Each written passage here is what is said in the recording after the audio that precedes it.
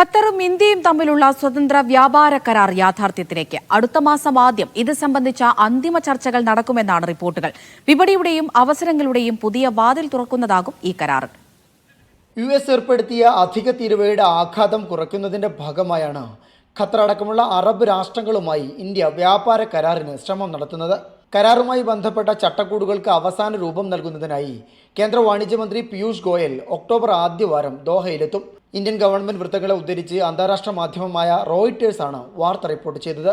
കഴിഞ്ഞ മാസം അവസാനം ഇന്ത്യ സന്ദർശിച്ച ഖത്തർ വിദേശ വ്യാപാര വാണിജ്യ വകുപ്പ് സഹമന്ത്രി ഡോക്ടർ അഹമ്മദ് ബിൻ മുഹമ്മദ് അൽ സയീദിന്റെ നേതൃത്വത്തിലുള്ള ഉന്നതതല സംഘം കരാറുമായി ബന്ധപ്പെട്ട ചർച്ചകൾ നടത്തിയിരുന്നു. പീയൂഷ് ഗോയലിന് പുറമെ ധനമന്ത്രി നിർമ്മല സീതാരാമൻ, വകുപ്പ് സഹമന്ത്രി പങ്കജ് ചൗധരി എന്നിവരുമായും ബിസിനസ് സമൂഹവുമായും സംഘം കൂടിക്കാഴ്ച നടത്തി. കരാർ യാഥാർത്ഥ്യമായാൽ ഖത്തറുമായി ഊർജ്ജ മേഖലയിൽ പതിറ്റാണ്ടുകളായുള്ള സഹകരണം മറ്റിടങ്ങളിലേക്ക് കൂടി വ്യാപിക്കും. ഖത്തറിന് പുറമെ സൗദിയുമായും ഒമാനുമായും ഇന്ത്യ വ്യാപാര കരാറിന് ശ്രമിക്കുന്നുണ്ട്. GCC രാഷ്ട്രങ്ങളിൽ നിലവിൽ UAEയുമായാണ് ഇന്ത്യക്ക് സ്വതന്ത്ര വ്യാപാര കരാറുള്ളത്.